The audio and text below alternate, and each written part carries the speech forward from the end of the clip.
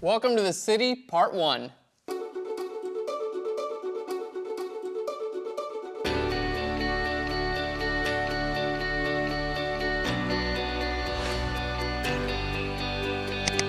Hey guys, and welcome to Phlearn. My name is Aaron Nace, and you can find me on the all-new redesigned Phlearn.com, where we make learning Photoshop and photography fun. And this episode is part 1 of a 2-part series. We basically recreated a cover for Sin City. And if you guys haven't checked out our behind the scenes for the actual photo shoot, be sure to do so. You can click on the screen right now to go to that episode. And in part 1 and part 2, we're gonna be diving deep into Photoshop. And we're gonna show you how to take all these different elements but basically we've got like a sky, we've got a city, we've got the subject that we're gonna be cutting out of the background, we've got some snow, we've got some text, and we're gonna show you how to take all that stuff and bring it all together to make one amazing image as the final. So we're just gonna jump right in. We've got a ton to do. Now, I've already created a background document that's about the size that I actually want the final image to be. I'm gonna go to image here and then down to image size. And then we can see it's a width of 4500 and a height of 5700. So it's a little bit bigger than like a 21 megapixel file. All right, let's hit cancel there. And the first thing we want to do is I'm going to bring in a sky. And whenever I'm creating a composite like this, I like to work from back all the way to the front. So usually the sky is going to be the bottommost layer, and then we'll just stack on basically everything in order that you actually see it. So you can move the sky around and it won't affect anything that's actually in front of it. So that's always going to be the sky, because the sky is pretty much always going to be the furthest thing away from your camera. So let's go ahead and bring this in. These are stock images from Fotolia.com. And I'm just going to shift click and drag them right here into our document. We're going to hit OK. And then basically what I need to do is kind of figure out what I want this sky to look like. I'm going to hit F for full screen real quick. I need to figure out what I want the actual sky to look like and kind of like adjust the settings on it as far as like the contrast goes. And we're also going to be turning it black and white. And the final sky is going to be a combination of a few different skies. So we're going to start off. I'm going to hit Command T to bring up our transform. And let's just go ahead and rotate this right around. And it really doesn't matter at this point how you rotate these things around, because they can always change. All these skies can, you can wind up changing these things at any point in time. And in sky, usually you can kind of like stretch around and move and things like that as well. So I'm not usually that concerned with like if it looks bad, this way. I'm always okay rotating it or stretching it out or something like that. All right, so let's go ahead and bring that right about there. I think that looks pretty good. So we're gonna hit enter. Now everything we're gonna keep grouped here. So I'm gonna hit Command G and we'll just double click on this group and we'll just call this sky. All right, now I know that I'm actually going to be I'm going to make the background basically black and white. This image is very low color. It's almost all black and white. We've got a little bit of color on the skin of the subject, and then we've got some red in the Sin City, but everything else is going to be black and white. So on top of all this, what I'm going to grab is just a black and white adjustment layer. There we go, and that's going to make the sky in the background black and white. So anything under this adjustment layer will be black and white. Okay, so there we go. We've got a good start to our sky. Now, what if I want to create, like in this case, I kind of want a little bit of vignetting going on. Like I like the sky, how it's nice and dark there, but I want this area of the sky to be dark as well. It's actually a lot easier than you think to do that. What I'm going to do is I'm going to make a duplicate of the sky. So I'm going to hit Command J to duplicate the sky. Now we just have another layer. And if I change the blend mode from something that's going to only show up the darks, like basically make the light areas disappear, something like from normal, I'm going to change this down to like darken, for instance, then all the lights are going to disappear. So what I can do is I can kind of like build my own sky based on like how I actually want the image to look. And you can see we're just getting something pretty crazy at this point. All right, let's go ahead and put a layer mask on there. And I'm just going to paint with my regular brush tool. I'm going to paint black to make sure it disappears from this area. So I really only want this visible on the top right of my image, just to give it a little bit more of like that vignetting. All right, there we go. So we can see it's just going to be dark right over there. So it's a quick little trick that you guys can use anytime you're actually bringing skies in. You can totally make your own sky in like lighten areas, darken areas. Just make sure you play around with those blending modes. If I change this from darken to something like lighten, it would basically do the exact opposite. So you can use that as well. All right, let's go back to darken, and we're good to go. That looks really cool. All right, so the next thing we're gonna do is we're gonna bring in our city. Now, all this stuff can be changed at any point in time, so I'm not super concerned right now if everything's perfect, because I know I'm probably gonna be going in and tweaking it after I actually bring all this stuff in. Okay, let's hit F for full screen on the city, and it's actually Chicago, which is perfect because that's where we're based. And I'm just gonna cut this out really quickly. To do so, I'm gonna grab my magic wand tool and basically just click here on our background. Now, if it selects too much, like it is in this case, you can see it's selecting a little bit more of that building than I'd like. I'm just gonna bring my tolerance down a little bit, and there we go. We're selecting a little bit better here as far as our color range goes. Let's hit Shift if we want to add to that selection, and then I'm going to click on this layer mask button. It's going to turn the layer mask it's going to turn the selection into a layer mask, and we're going to hit Command I on the layer mask, and then we've basically just got a city that's cut out from its background. Now, in the final image, I actually I'm going to strip the Sears Tower of the antennas because I want to make it look like it's not, I don't want to be too identifiable. So what we're going to do is I'm going to grab my lasso tool and basically just go to my polygonal lasso tool, click right over here and go right across the top here. Just select out those antennas or spires or whatever they are. Click on my layer mask and hit Shift Delete, and we're going to fill this with black. So those are not going to be visible in the final image. Oh, you know what? I had feathering turned on here, which I actually don't want. So I'm going to turn my feathering back on. Back off. We're just going to do this again. Feathering just softens your edge, and in this case, I didn't want a soft edge. I wanted a nice hard edge, just like that.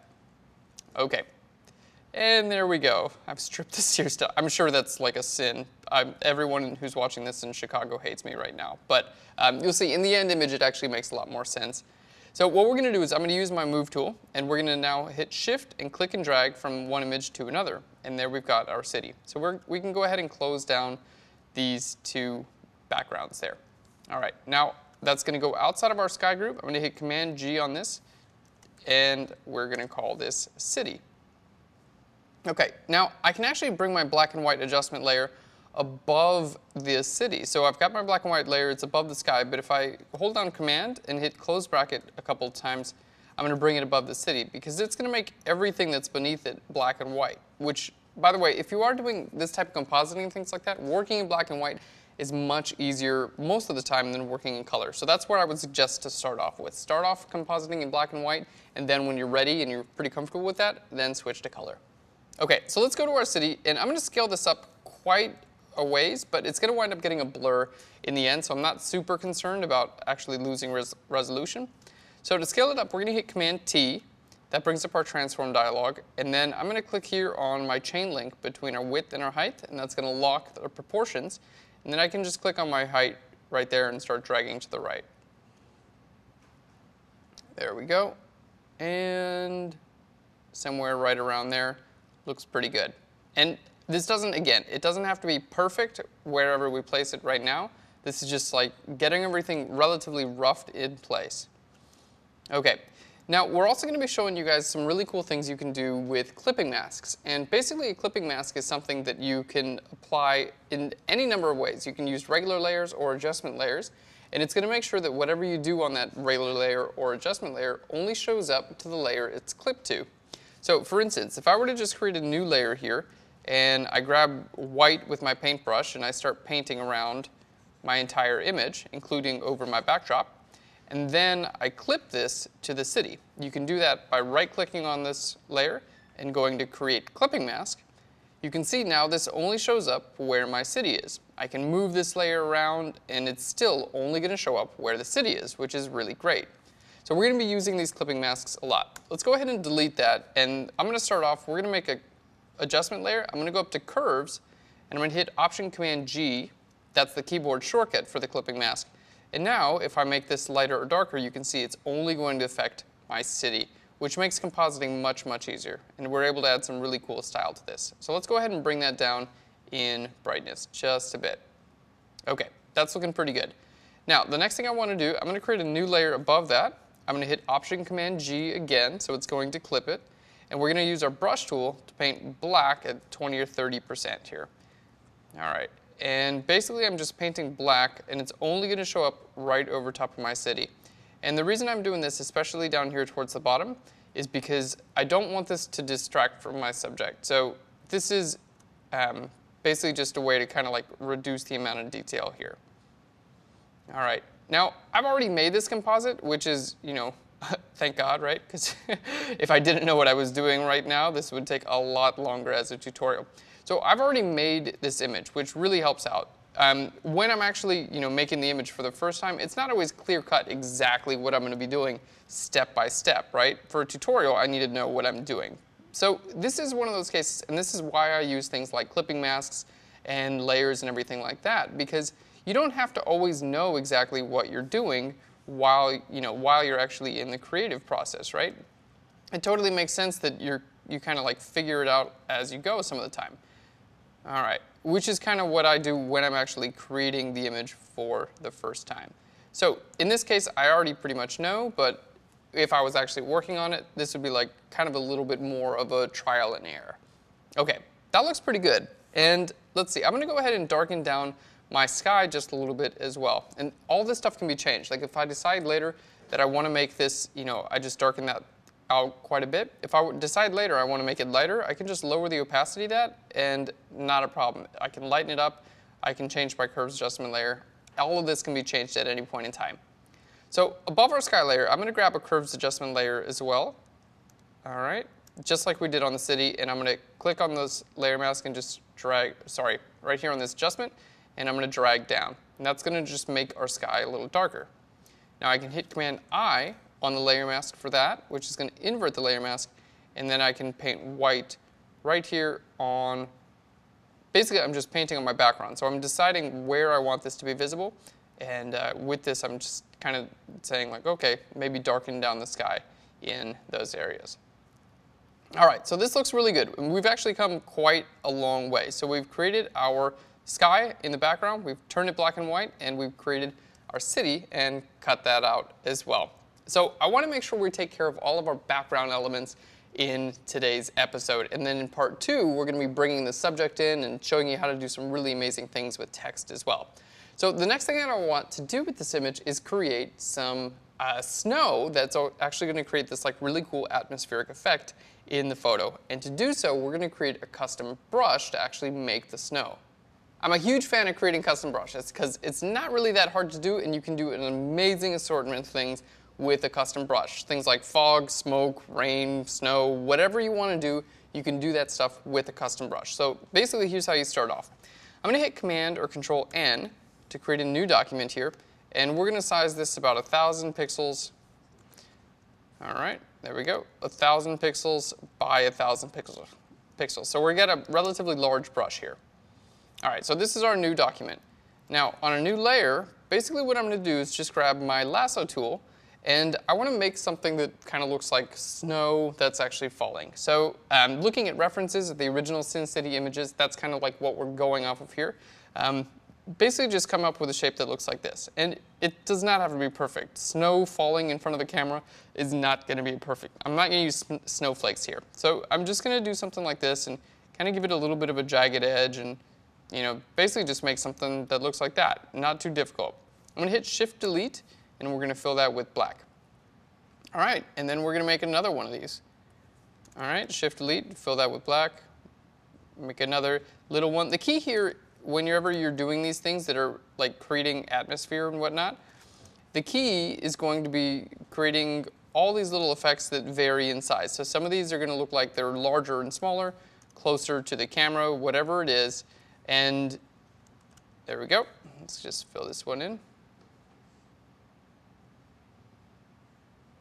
And that's really going to help sell the actual effect that we're going for here. All right, and let's create a little small guy there. Okay, cool. So that's a really good start to something that's going to wind up looking like snow. I'm going to move this one down. I'm just going to use my marquee tool to select it, and then my move tool to kind of move that around. Okay, now what I want to do is give this a little bit of blur. So we're going to go to Filter, Blur, and then here to Gaussian Blur, because we want to make it look like it's actually like falling, right? And it should have a little bit of a blur to it. So we're blurring it a little bit. There we go. And next I'm going to go to Filter, and we're going to apply a different type of blur. We're going to go to Blur and down here to a Motion Blur. And basically I want this to be in the same direction of the actual snow that will be falling here. So I want the snow to look like it's kind of coming in at an angle. So we're going to hit OK. And the key whenever you're creating a custom brush like this is make sure you have a white background, and everything that you want to turn into a brush, make it black. So this looks really good. This is a really good start for a custom brush. So I'm going to go to Edit, and then I'm going to go down here to Define Brush Preset, and we're just going to call this Snow, and hit OK. All right, let's go back to our other document here, and we're going to show you how to create snow. So I'm going to create a new layer. We're going to group this with itself, and I'm going to double click on this, and we're going to call this Background Snow, because we're going to have some snow that's going to be behind our subject and some that's going to be in front of our subject. So I'm going to go hit B for the brush tool. Let's click on our layer, and you can see I've got this, basically just got this snow brush, right? That's exactly what this is. Now we're painting with black, but if I want to make it look like snow, I'm going to hit X, and now I'm going to start painting with white. So there we go. Now I do have to create quite a bit of variation in this brush before it actually starts to look good. So I'm going to just delete everything that's on the layer, and we're going to go to Window, and then down here to Brush. Okay, so basically if I just click and drag, this is what we would see.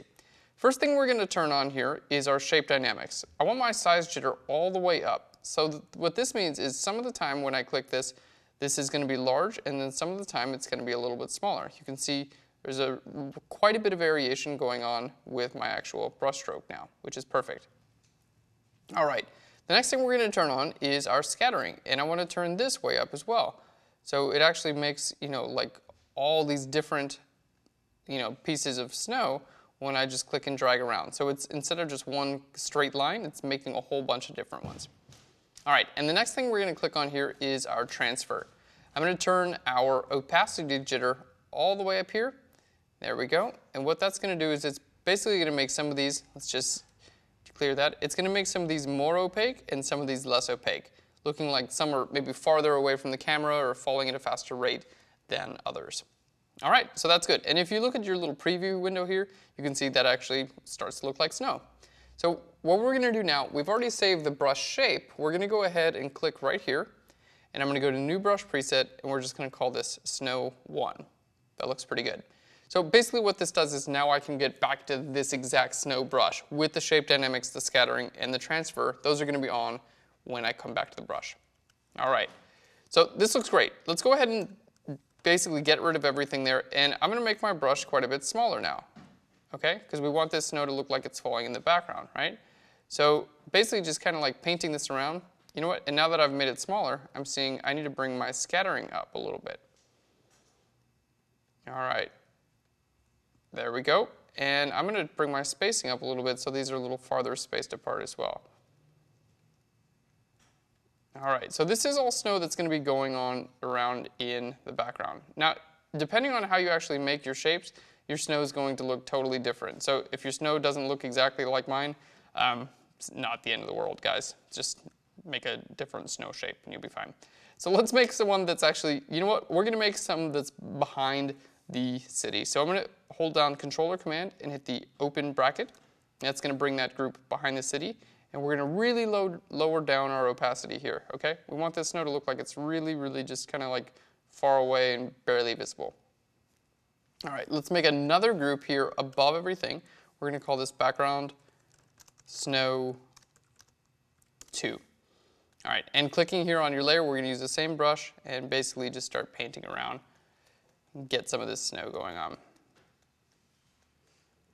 All right, now it's going to come in front of our buildings. So we want the snow to look like it's a little bit bigger, and there we go. That looks pretty good there. We're going to lower the opacity. So the real key is kind of like layering this. Get some, snow that's a little bit smaller, lower the opacity, make them bigger and bigger and bigger, and then what's going to be right in front of the camera is going to be the largest of all. All right, and even though we've got it on there and we applied some blurs to begin with, I'm still going to apply another blur. So we're going to go to Filter, Blur, and then you have your choice here. You can choose a Gaussian blur just to get it out of focus a little bit more, which is totally acceptable. So we're going to try that. There we go. And we've got filter, blur, and you can give it a motion blur as well. And again, I would suggest using the same angle that you used when you actually created the brush. All right, there we go. And we're going to create another layer right in front of that, and this snow is going to be a little bit larger. All right, and this is gonna go to filter, blur, and we're going to go again to motion blur, give it the same motion blur that the other one had. There we go, and we're gonna lower our opacity. Okay, so you guys can see, like basically creating these, we've got background, and you can create as many of these layers as possible. The idea is that you create a ton of different layers because each of those is gonna create some depth in your image. So trying to get this all done with one layer is really not a good idea. Just make sure you create a bunch of different layers, and that's a really great way to create that snow.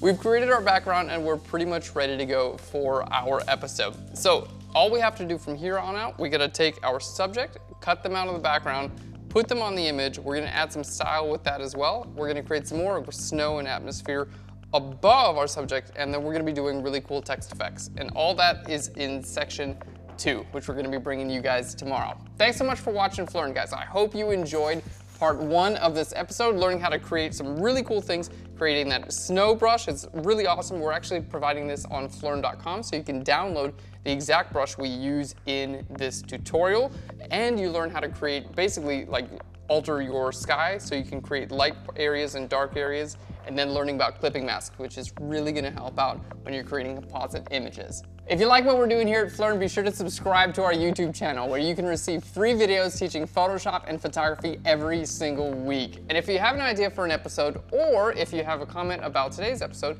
please leave it down in the comments below. And we'd love for you to share Phlearn with your friends and family to help us grow our family and bring Photoshop knowledge to the masses. Thanks so much, guys, and I'll Phlearn you later. Bye, everyone. All right, so we've created our background and we're pretty much ready to go. Someone's walking around on our roof, apparently.